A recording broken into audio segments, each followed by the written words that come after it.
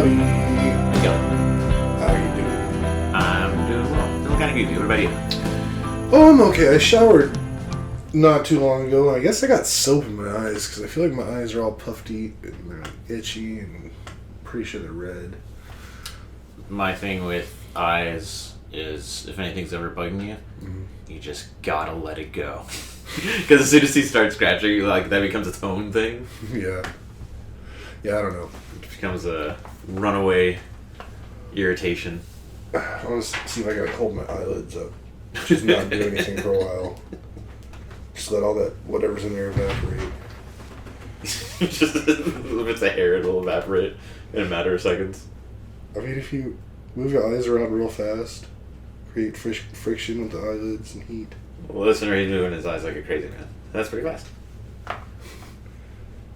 Yeah. Much better. Alright, good.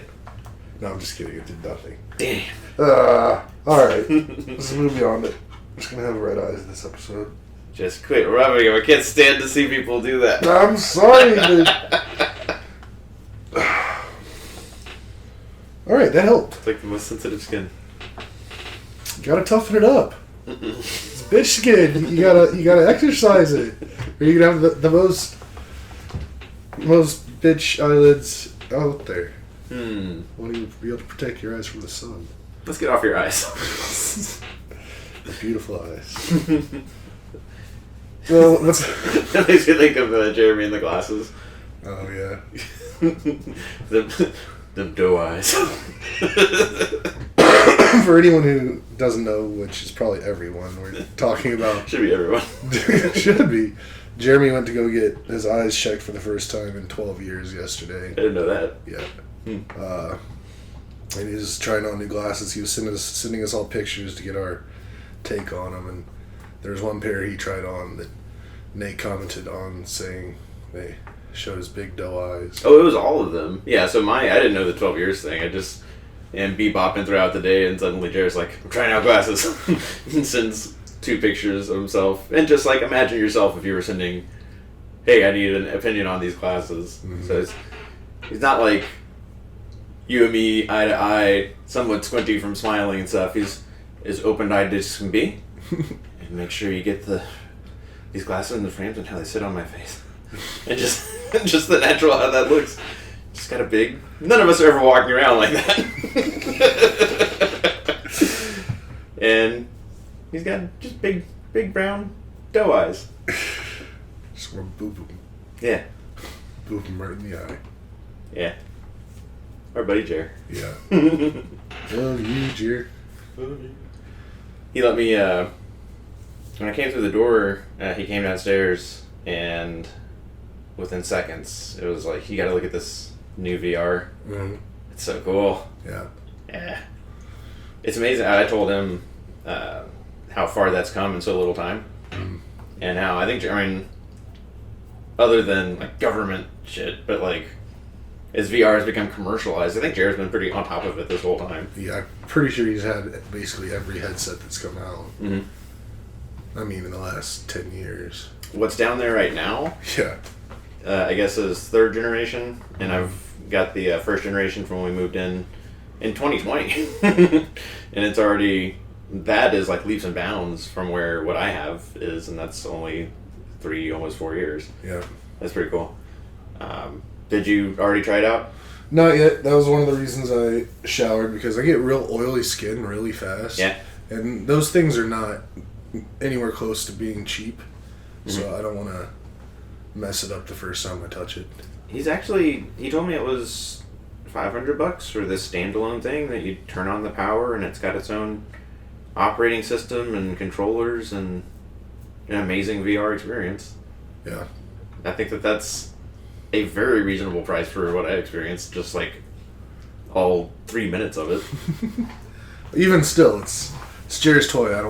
I'm not going to be the one to mess it up. No, yeah, I mean, definitely concur with the getting the oils off, because it is just like, it was on my face just now.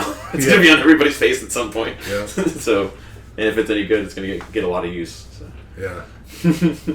I'm excited to eventually try it with my new flight sim setup. Yeah. Because you can play Flight Sim in it, and like you're in the cockpit looking around, you look out the window, and then I actually have the yoke and throttle set now. Yeah.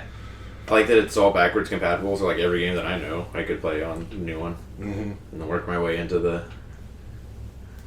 game, the demo game. Mm-hmm. Was kind of a, pardon the expression, but the technical term is a mindfuck. Right. Where it knows where items are in the room, not just the walls, but the desks and the things on the desks. Mm-hmm. It incorporated that into the game. Yep. I was like, this is crazy.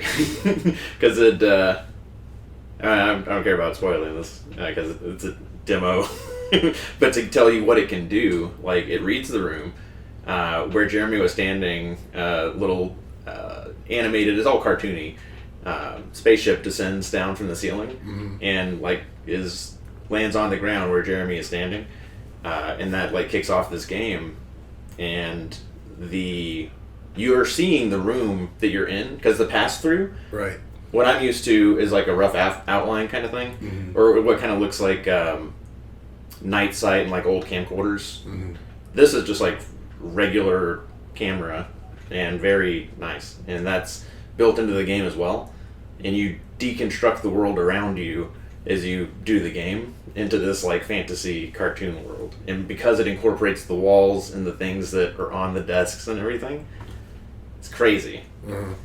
I haven't done it yet, but I have seen it online. Okay. A YouTuber that I follow, someone who does game reviews, he did a video about it, and I saw the exact thing you described. Okay.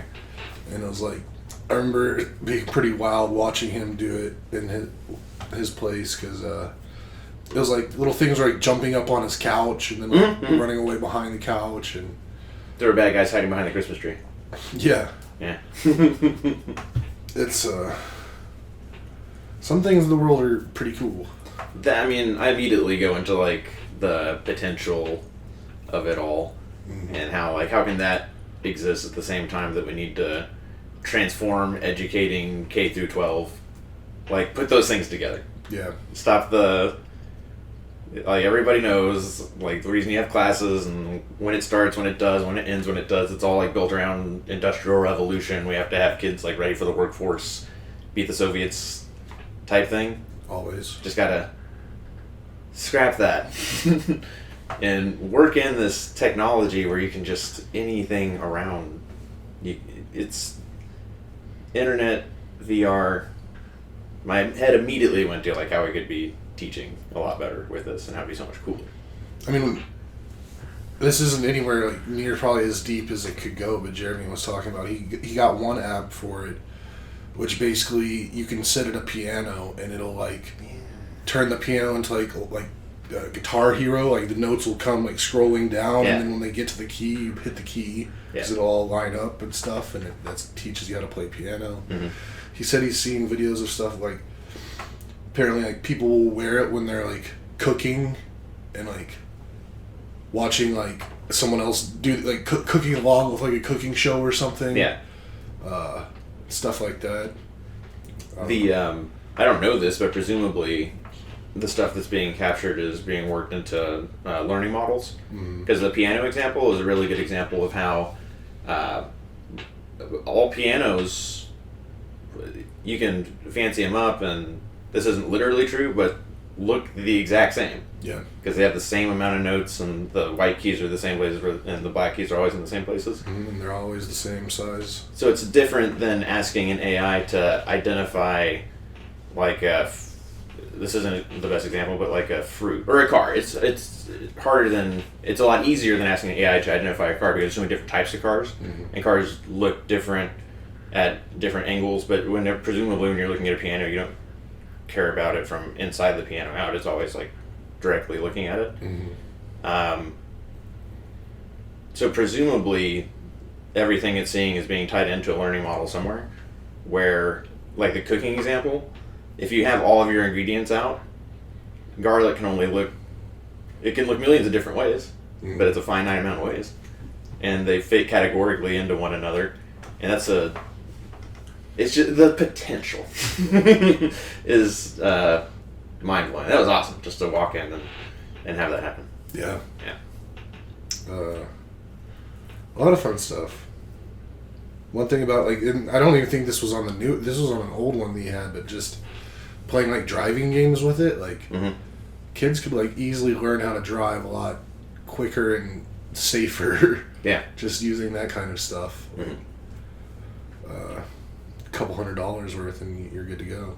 Because, I mean, tell me how you think about it, but, like, the legacy way of thinking about it, up until a very short number of years ago, I would think if you were going to do something like that, you would have to have a huge library for the software to reference of, this is the finite number of ways that, here's where the pedals need to be if you're going to teach somebody to do that. And for, like, every inch that they're off with that, the user's wrong.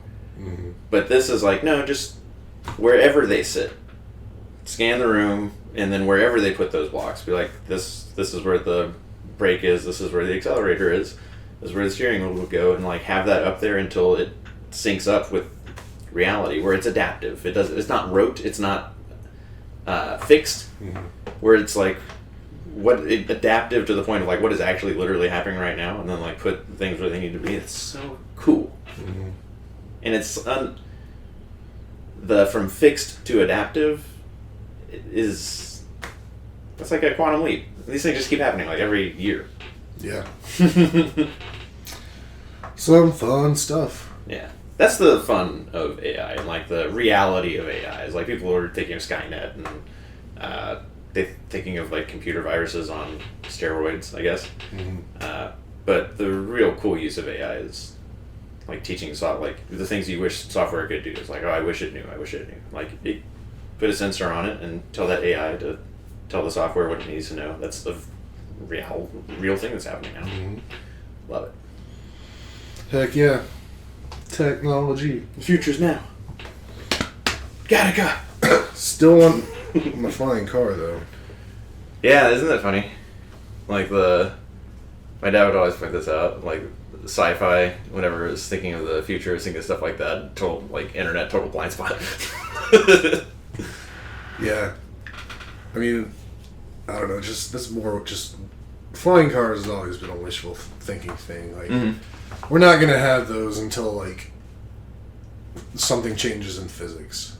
One of the big car makers, I think Mitsubishi, one of their commercials going right now is about making flight and Uber-like service, or that's what they're investing in, is clean energy flying people around.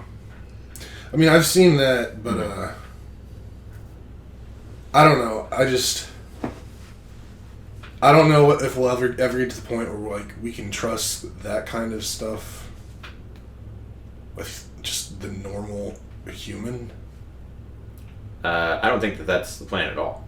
Oh. Do you remember iRobot, Will Smith?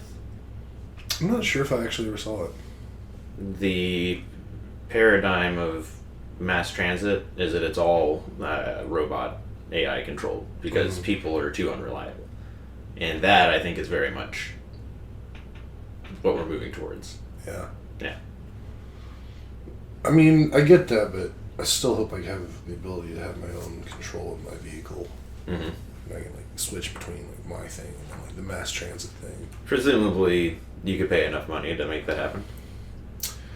But I don't know, just with like, because the whole like what they're moving toward now is just like making quote unquote flying cars like just car-sized drones. Yeah. Yeah. And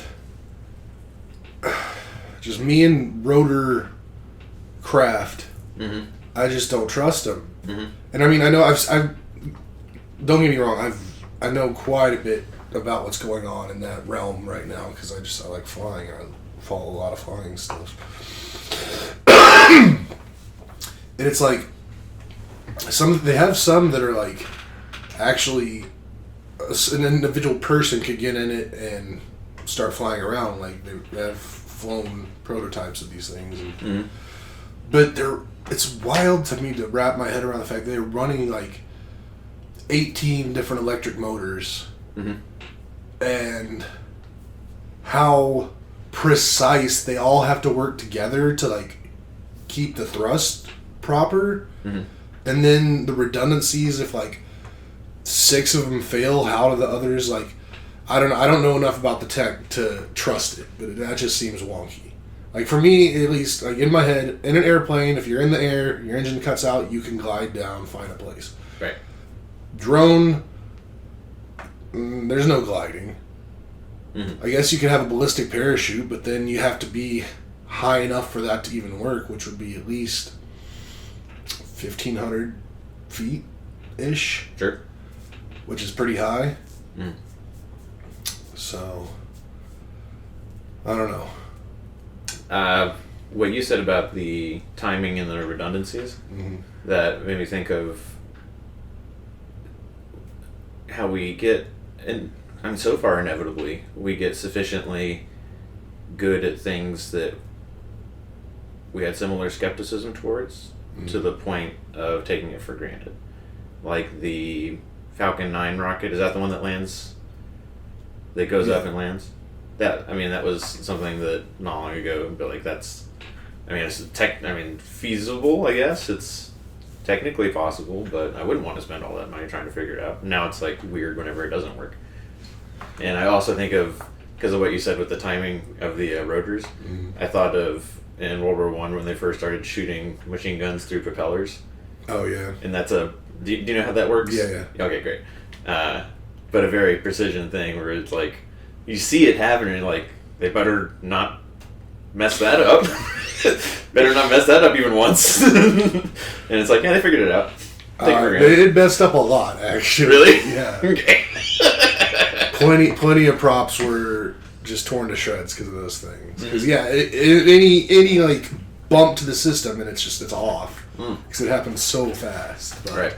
But they got it right enough to work. But the thing is, like, with the Falcon 9 thing, like, yeah, that's cool, but I don't think that tech is anywhere near to the point of, like, give it to the average Joe. Yeah. And, like, trusting the lives of, like, people to do its function. Yeah, because even when it gets down to, it only happens 1% of 1% of the time, if there's, like, 330 million of us doing it at any given time. That's going to be a significant number. It's enough. And, it's not going to be all, like, men, women, children, babies, etc. doing it at once, but as soon as it happens, like once a day or like once a month, if it was happening once a year, people still think planes are dangerous, and like, right? Don't we go years at a time without any crashes? Yeah. So that's the whole thing: getting the technology to the point where it could be rolled out to the masses, and just be so redundant that dummies wouldn't go kill themselves with it. You know what? Even, like, something about it being falling out of the sky, I think, is more dramatic, so I think it would stick more just because, like, psychologically and how weird people are. But there is a bar, and I think that as long as it's safer than mass transit, because car accidents are top 3 of how people die every year. Yeah. And honestly, I can't believe that number is not higher. Mm-hmm. Whatever it is, I'm sure it should be more than that. Because, just on a weekly basis, I find myself driving around, and at some point, at least once a week, I'm like, how am I surrounded by hundreds of cars weighing thousands of pounds, moving dozens of miles an hour, and just a 4-inch strip of paint on the ground is just like all it needs to keep the balance. Yeah. That's something both my parents are it got hammered into me before I was even behind the wheel, ever. It was like, these are insane speeds. Like, no matter how good the car construction, the materials, I would rather be doing it in this car than like a Model T or whatever. But the fact that you're going like even 30 miles an hour is, no matter what, it's not good if you're not doing it right, or if there's like a sudden... It's not the fall that kills you, it's a sudden stop. Yeah, G-force is physics. Yeah. So, I don't know. We're still nowhere close on the flying. If they let all this UFO information out, I bet we could get flying cars a bit faster. I'm pretty sure the tech's out there. They just won't share it with us. The story keeps coming and going. There's something the Senate majority... what's his name? Schumer He was on something he did last week, made it to Twitter and my feed, having to do with UAPs and whatever. That's what they call UFOs now, right? Yeah. Yeah. It's like, that's still going on. I mean, I think it'll be going on for the course of human history. Like, as long as there are people, there will be people that believe. And I mean, honestly, we're getting more and more information. Seems more and more evidence. Like, I'm a lot more likely to believe in aliens at this point than I am in ghosts. But I also think they could be kind of like almost the same. Whole parallel universes overlapping. Interdimensional. Fading in and out of. Phase shift. Yeah. Reverse polarity, man. Yeah. Yeah. Because, I mean, that still makes more sense to me than something hundreds of millions of light years away finding us and coming and messing with us and not destroying us. That's why I liked your super terrestrial theory of them being from under the sea where there's intense pressures, and we know less about the bottom of the ocean than we do the surface of the visible moon and all that. I mean, I haven't ruled that theory out by any stretch, but It's my leading theory. I mean, I think it's the most logical theory, but It's a theory that has the least problems with it, which says something. I mean, always look for the most simple solution. That's the most simple solution, I think.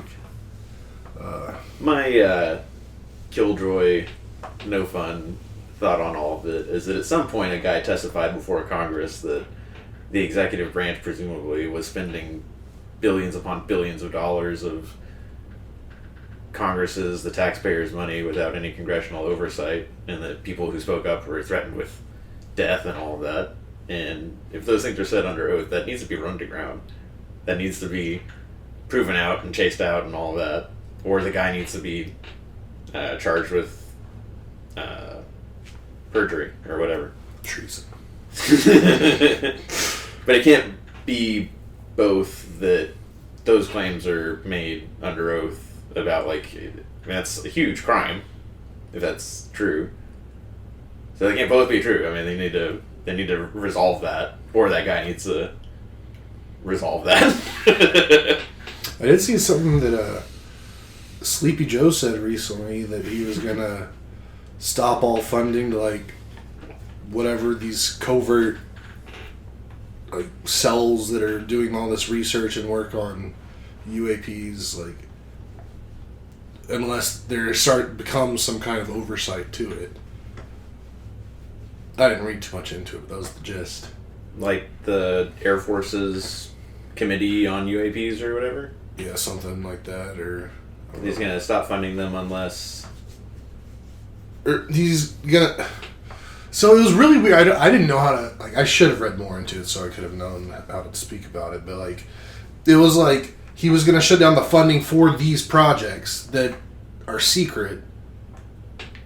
But if they're secret, how do you stop funding it if you don't know how it's being funded in the first place? Well, I mean, it's not like all...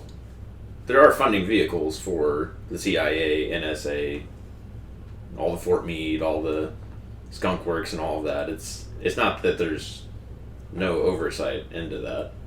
And it's not that it's hidden. You just don't know exactly, like, where the dollars are spent stops at a point of public visibility, but then they are supposed to still be auditable down to the project. It's just the need to know clearance of that. This is welcome to the SED Talk on government clearance and how, like, flow of information actually works. The president gets to look at anything and everything that happens until you start breaking the law. I'm not saying that, like, people don't go outside of the law and jurisdiction, because presumably they do in ways small and petty, like storing alcohol where you're not supposed to, or maybe those pick your moral would you do this or would you do that story, and maybe the right thing to do is not, like, following orders, and that itself is its own issue. That happens. But when it comes to the dollar spent, all that is supposed to be tracked, but the closer you get to like a sensitive project, like nuclear information is a lot like this.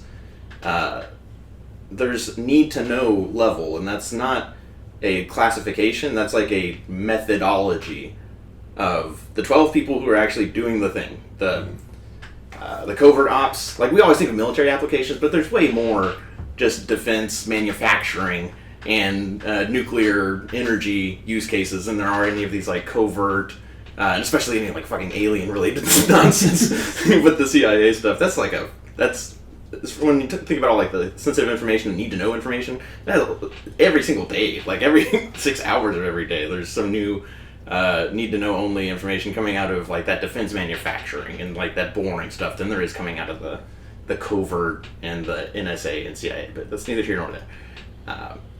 The 12 people doing the thing, they're all need to know because they're actually that. And then there might be like 2 or 3 folks supervising them.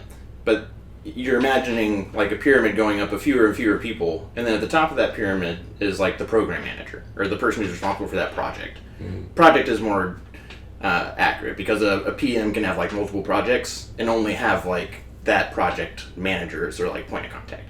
But they don't need to know beyond the other side of that person what the fuck is going on. They need to be able to ask questions to the project manager, essentially, and then they come back with the information. And then if any of that needs to be audited, then on a like case-by-case basis, on an information-by-information basis, they're read in until they're like, okay, I'm auditing XYZ, so I need to see this, this, and this. And then they produce this, this, and this. Cool. I forget how we got down this rabbit hole. But it's not that like the things are not trackable. It's that they're intentionally obfuscated to the point of, and it's not because they want to hide how that's spent. It's because of like, if any of that information gets out along the chain of people, then that can be hugely damaging to whatever it is the folks are working on. Mm-hmm. That's it. We got on that because of Joe talking about he's going to cut the funding for projects unless they start giving us more of what they're finding or something like that. Okay, yeah. And then Joe would have ultimate visibility into all of that because he's the commander-in-chief. Yeah. Unless there's like that other side of the government that like doesn't even tell the president stuff unless he needs to know. That part of the government already exists and is highly visible. Yeah, the president himself, like that's what need to know. This is where all this shit gets bastardized. I'm doing this just to like poke you. Like. This is where all these terms get bastardized for mass consumption. There is such a thing as like need to know, and there is such a thing as plausible deniability. It's not fucking shady. It's like specifically you don't want the president to know how like a specific covert thing is done because he just needs the output of that. He doesn't need to become like one of 12 people that if anything happens to them and they're caught, now jeopardizes however many projects. That's what like need to know is about, and that's what. Well, if you were going to have someone who knew that much, it'd probably be good to be the president because I don't think you get a much more protected person in the world. But inevitably, you know what? There's actually a pretty recent fucking example. Okay, all right. we can jump shit from this. Why you don't want the president with his hand in everything in the nitty-gritty. Good times. Mm-hmm. What about this Christmas thing? What about it? It is an eye. We've been on one, man. We did Christmas ornament decoration. Mm-hmm. We saw Gremlins, which was a delight. There's some part of Gremlins that I did not remember. Ash and I have seen Bad Santa, and similarly, I remember like the broad outlines of these movies, but then there were specific things in them where I was like, that's awesome. Yeah. I mean, Gremlins is a cool movie, but I don't know. I'm particular when it comes to my Christmas movies. Mm-hmm. I think there are Christmas movies, and then there are movies that take place during Christmas time. Mm-hmm. And they're two separate things. Mm-hmm. Gremlins is a movie that takes place during Christmas time, but the plot really has nothing to do with Christmas. Okay. Die Hard would fall into that. I understand the argument. I think last week I said Step Brothers. Mm-hmm. Like that was pitched as a Christmas movie. I think that's even further away than Die Hard is from your standard. Yeah. Yeah. But it's alright. Still got a lot of stuff to watch. I will say, Jared and I did watch. When did we watch it? 2 days ago, maybe. There's a Netflix movie called Klaus. Okay. And it's an animated movie. It was nominated for at least one, maybe a couple Academy Awards. Mostly, I think, for like its art and design, because it's a beautiful animated movie. It has quite a few big names as voice actors. I'm horrible with names and I'm blanking on them all right now. But, I loved it. Like, I loved the take on it, like what it was, the take on the movie. It was basically, the movie was about the Santa origin story. Just, I guess, more in a more realistic version of like how it might have happened, maybe ish.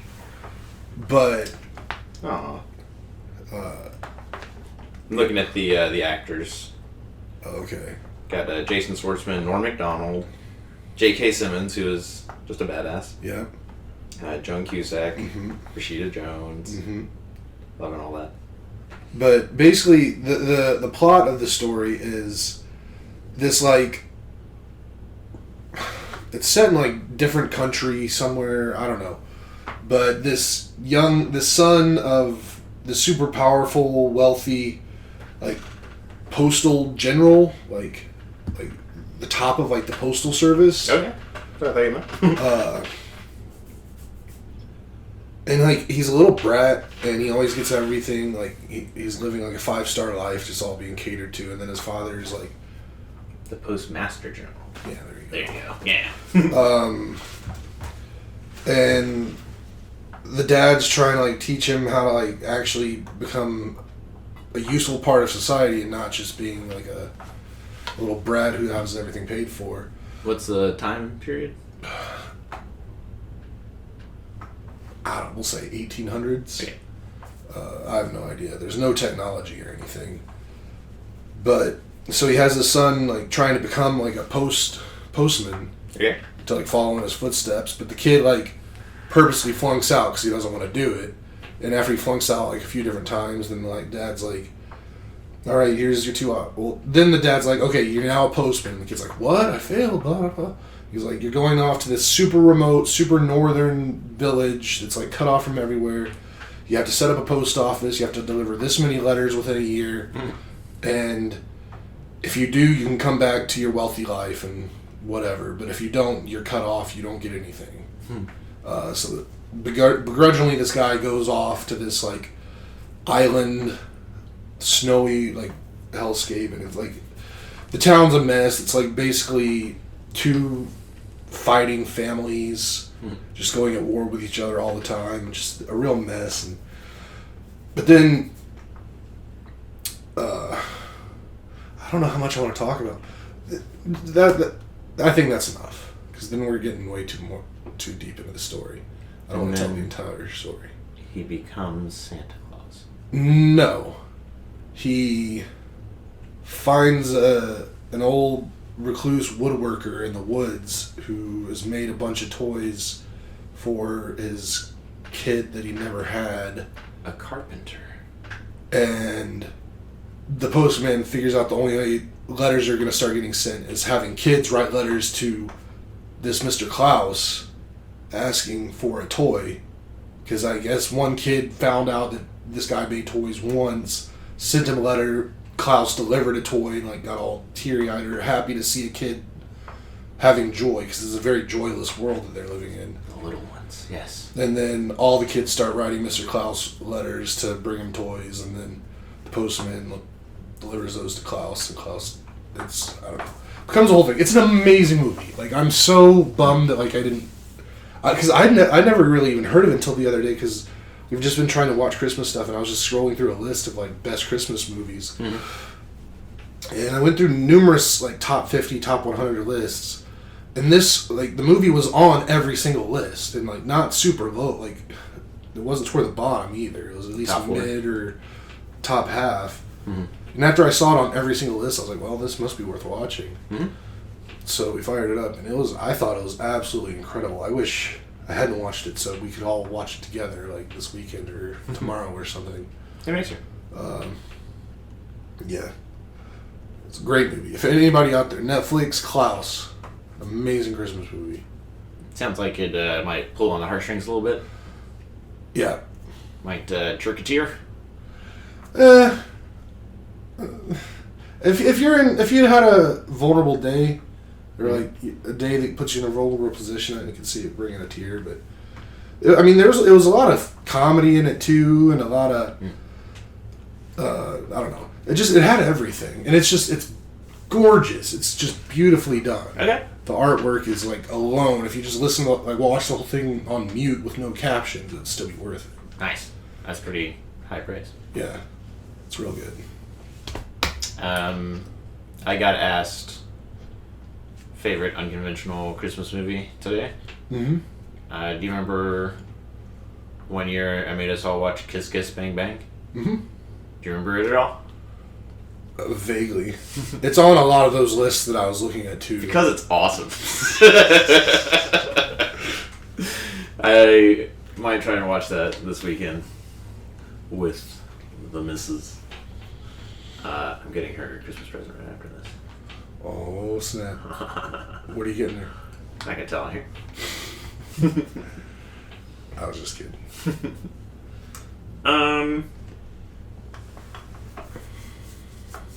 Kiss Kiss Bang Bang is one of my favorite Christmas movies because of Val Kilmer and what is his name? Iron Man. Robert Downey Jr. Yeah, they're just. I really like a good two people mean banter that's also like super witty. Yeah. I definitely like that, and they're both they play off each other really, really well. And I like the Christmas of it all. And I think it's just a really underrated movie. And as soon as I can, I'm gonna watch it again. I support you. Nathan Kelly Christmas movies.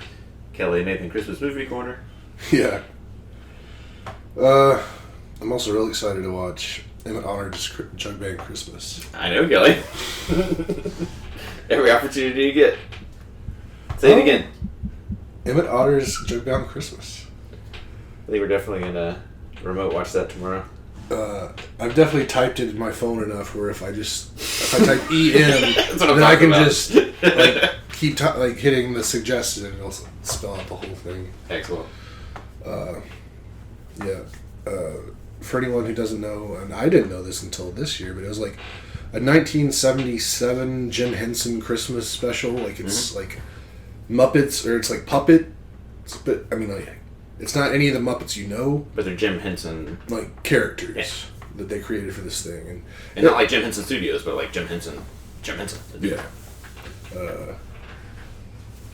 I've seen nothing but good things about it, and I can't believe I didn't know it existed until now. And it's been real hard for me to not just watch it on my own because I just want to know so bad how it is. You haven't seen it yet? No, never. Oh, dang, Kelly. That's why I'm so excited.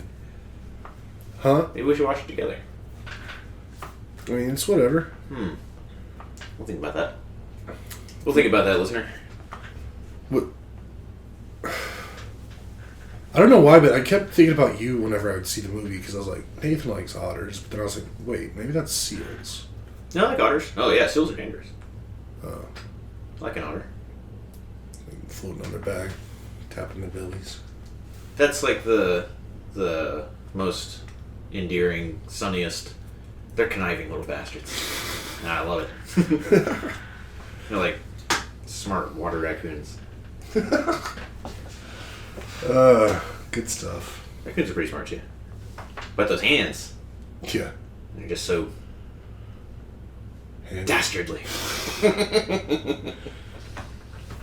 Yes, sir. Alright, I know we want to get a quiz in, Mm-hmm. but Eagles lost, which was good, because the Cowboys also lost, which was bad. And I lost to Brian in the semifinals? Quarterfinals. Yeah.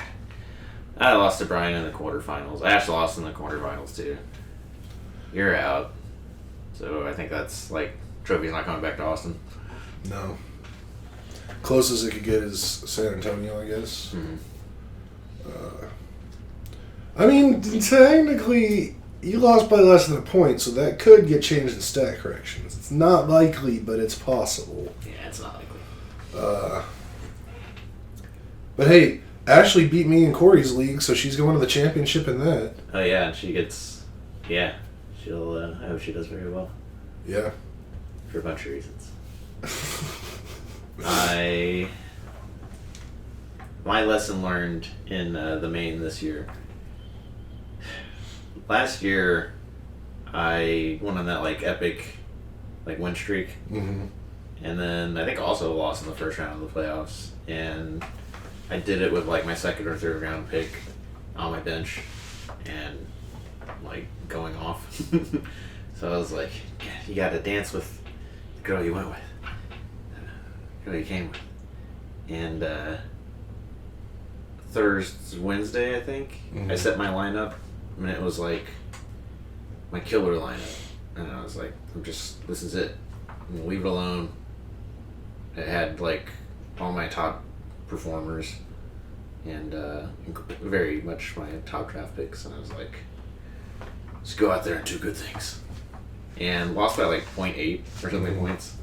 So like literally, and then on my bench I've got Clyde Edwards-Helaire, Devin Singletary, maybe like one other, Zamir White, just a bunch of points with the three of them. So like I could have done any number of things and gotten that. And then even in the games themselves, like if Jalen Hurts hadn't done that like 40-yard run in the last however many seconds, if the Eagles had stopped the Seahawks instead of the Eagles getting that chance to like try and get a field goal, if Calvin Ridley, there was a drive in that Sunday Night Football Jags versus Ravens game where Trevor Lawrence threw it to Calvin Ridley like 4 times in a row in the red zone, and like any one of those catches, obviously touchdown, anything could have changed it. And I still don't know if I actually would have changed anything in my roster. It's hard to look at like the bench and all those points on there and be like, yeah, I mean, obviously you should have put any of these people in, but it just is what it is. Yeah, I mean, when you lose by less than a point, literally, like, thousands of things could have happened. Like, or any one of 1,000 things could have happened, and it would have changed. Like, one single play for pretty much every single player. You get one more tackle from a defensive guy. Like, things like that. Yep. So, that's why we play the game. That's why we play the game any given Sunday. That's why we play, you and me playing the game. You know what else? Other football thing got settled, like for sure this weekend. Although I think it actually got settled last weekend. What's that? Our Bills Patriots bet. Oh, okay, cool. Yeah, the Patriots have no way now to win more games. More games, not even the same number of games Right. as the Bills. So It's a whole mess. $5 for you. $5 for me. Now I've just got my other multiple teams in playoffs to worry about. Your other 12 playoff teams you gotta focus on. 4. We'll get to 12 one time in here. Ash and I are supposed to play each other next week. Oh yeah, Yeah. in the consolation. Yeah. Bro, I don't know how I ended up getting to like the 11th place game or the 12th place game. I'm over fantasy. I'm so and like I was doing okay in Corey's league and I had a chance going into the weekend, but then what was it? I know at least 5 of my how many? Give me like 12 seconds to figure this out.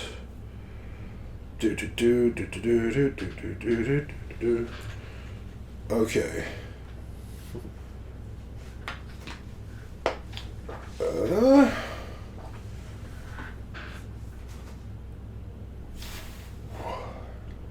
I I think I had one, maybe two out of 1, 2, 3, 4, 5, 7 skill positions score a touchdown. Wow. I think just one.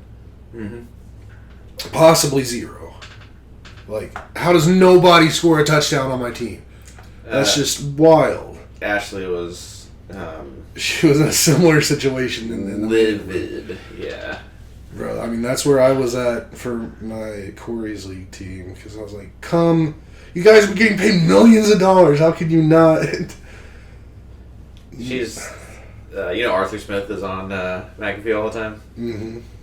And that's the head coach for the Falcons, who have Bijan Robinson, generational running back talent, and gave him all of like 7 touches. And she's ready to kill that guy. I mean, that's fair. Hold on one. I'm just looking at one last thing. Yep, okay. None of my skill position players had a single touchdown. Mm-hmm. So, whatever, I'm over it. Now I get to just watch football like a normal fan. This is a big year for running backs in my my fantasy team. Bruh, like, your main league team has, like, all the good running backs. Yeah. If only you had a quarterback. Oh, Justin Fields. That's,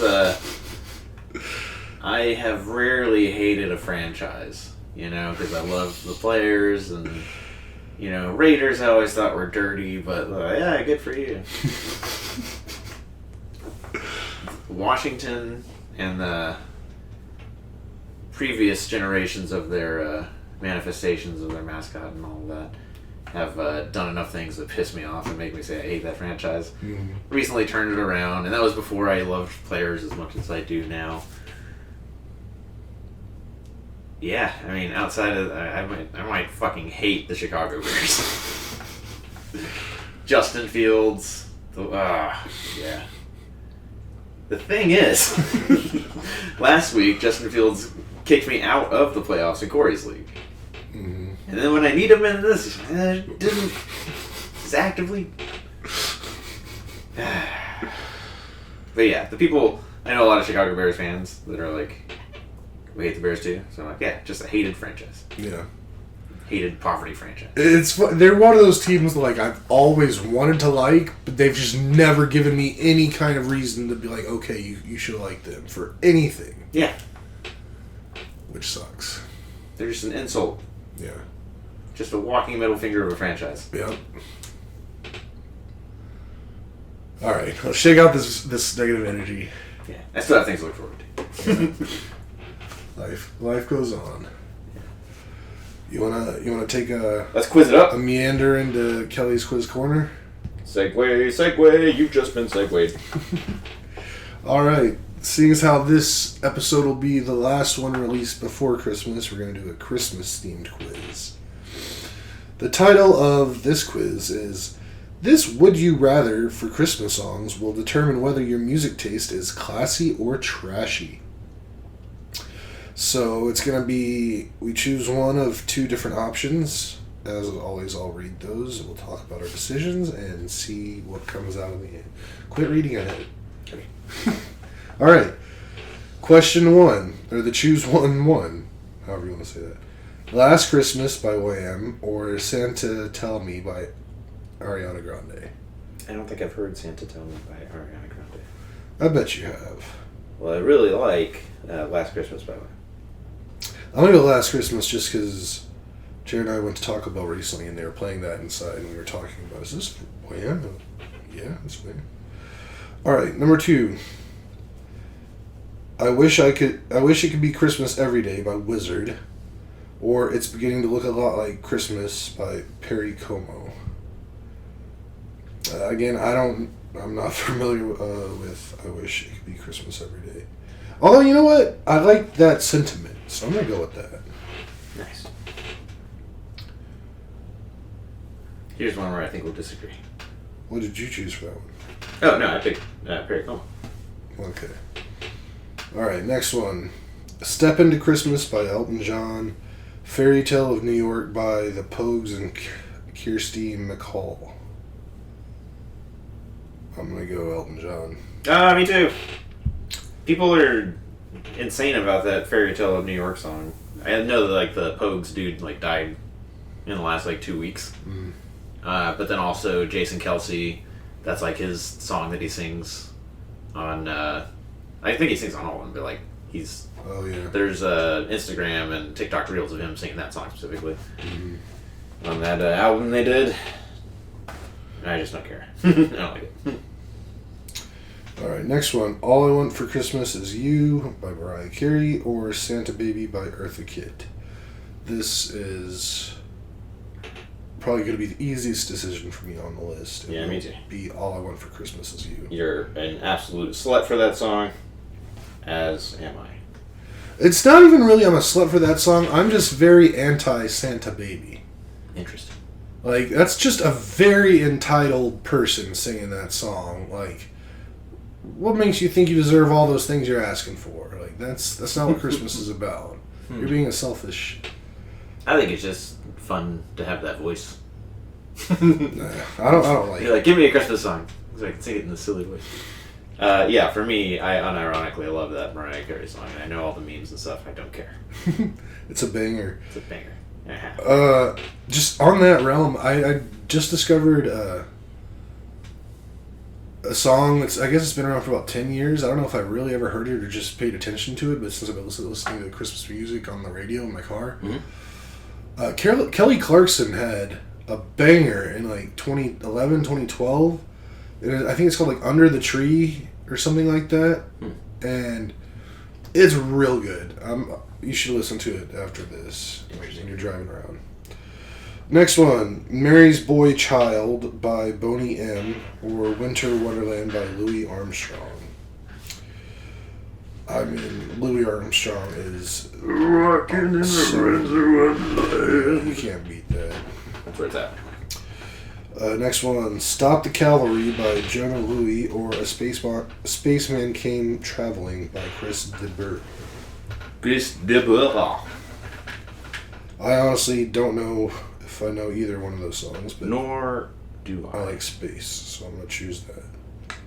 I like standing up against a cavalry charge. Let's go. Alright. Mistletoe by Justin Bieber. Underneath the Christmas Tree, Kelly Clarkson. I was hoping this would be on there. Underneath the Christmas Tree. Yeah, that's a crazy endorsement from you, so I'm doing that one too. And I'm pretty anti-Justin Bieber. Blue Christmas by Elvis or Run, Rudolph, Run by Chuck Berry. This is the first hard one. I'm going to go Blue Christmas. Huh? I'm going Blue Christmas. Alright, I'll do Run, Rudolph, Run, just to be different.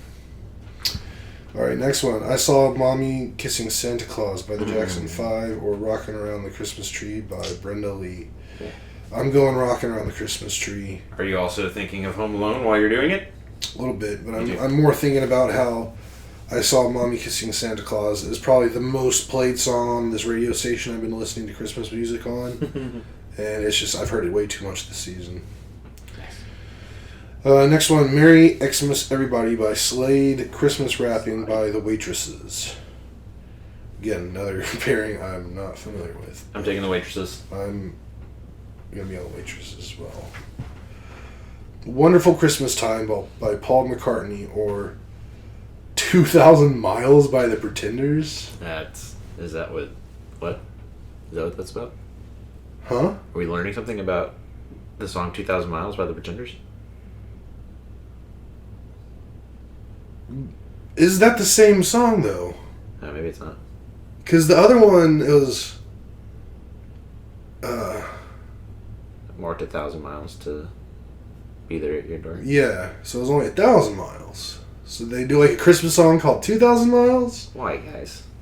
You had to know everybody was going to do exactly what me and Kelly just did. You know what? Just because I'm not a big fan of that Wonderful Christmas Time song, I'm going to go 2,000 Miles. You're so weird. Give me that. I don't even like the Beatles. I don't either. I mean, that's part of why I'm not choosing it. But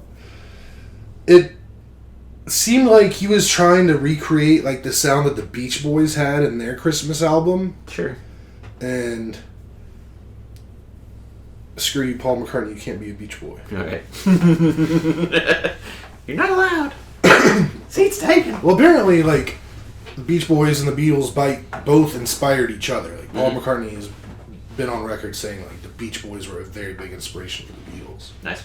Yeah, I mean, I get it. Back when there were, like, 6 bands. Geez, there's so many of these.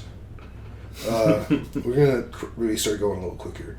Oh Santa by Mariah Carey, Ariana Grande, and Jennifer Hudson, or 8 Days of Christmas by Destiny's Child. Destiny's Child. Destiny's Child, always.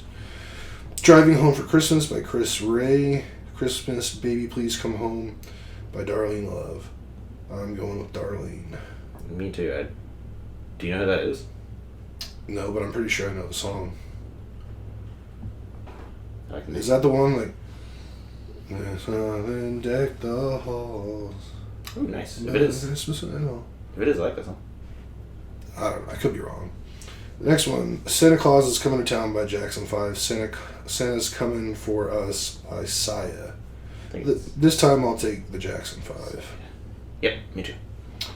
Feliz Navidad by Jose Feliciano, or Just Like Christmas by Low. Definitely Feliz Navidad. Sure, me too. Do They Know It's Christmas by Band-Aid, or Sleigh Ride by the Ronettes? I sing Do They Know It's Christmas to myself throughout the year. Alright. I'm going Sleigh Ride. Merry Christmas Everyone by Shakin' Stevens, or Let It Snow, Let It Snow, Let It Snow by Dean Martin. I think this is just how old we quiz at this point.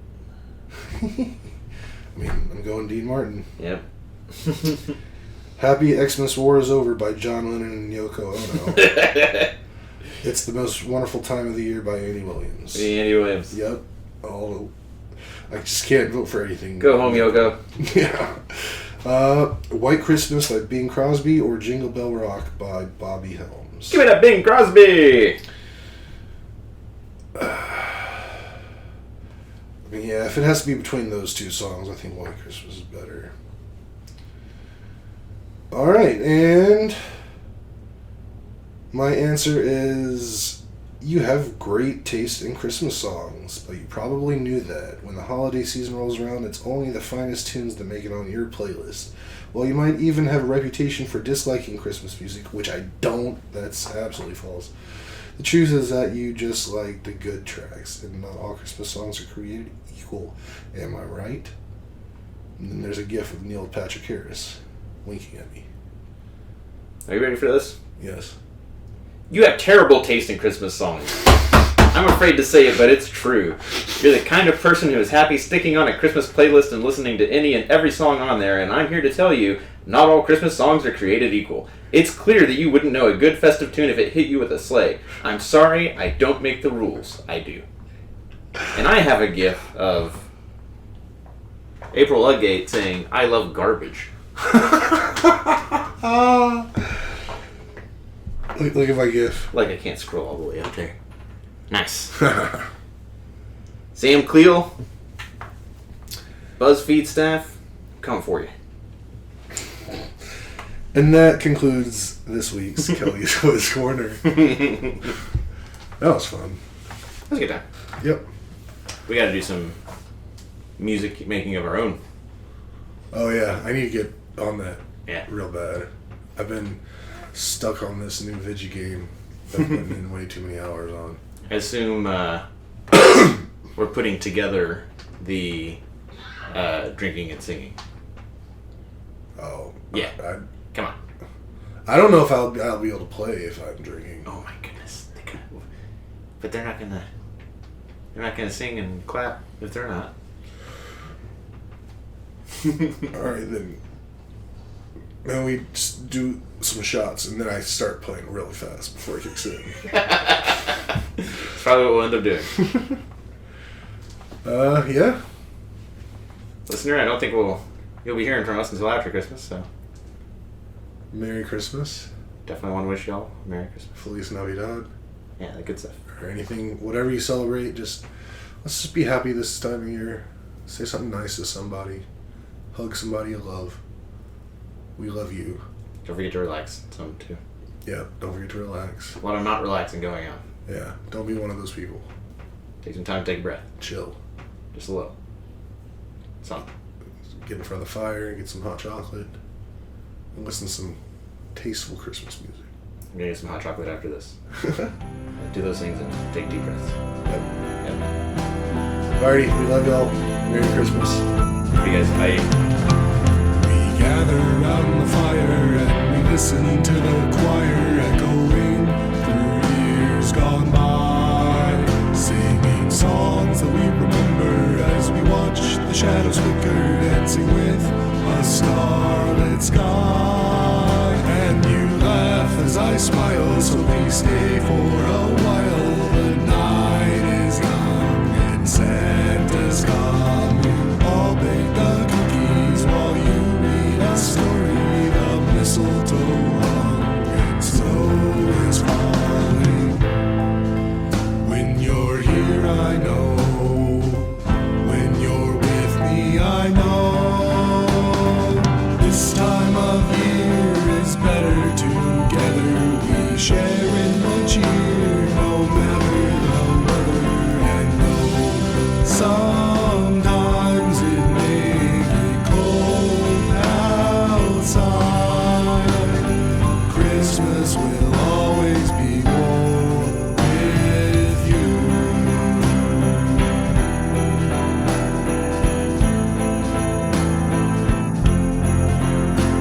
We're sipping hot cocoa filled full of marshmallows, a spot of whipped cream on the tip of your nose. I'd give you a gift only I could have picked, wrapped in green paper in a giant red bow. Christmas together means now more than ever. I don't need a present, for you are my treasure. I know this will end and that you'll have to go, but until that time when I'm with you, I know this time of year is better together. We share in the cheer, no matter the weather. And though sometimes it may get cold outside, Christmas will always be warm. Tonight, trim the tree and create a memory to have and to hold forever and ever and ever and ever. 'Cause this time of year is better together. We share in the cheer, no matter the weather. And though sometimes it may get cold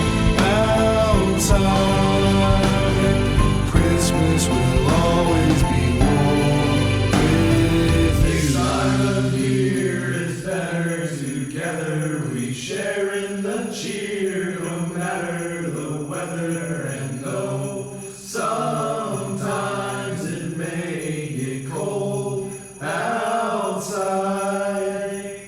Christmas will always be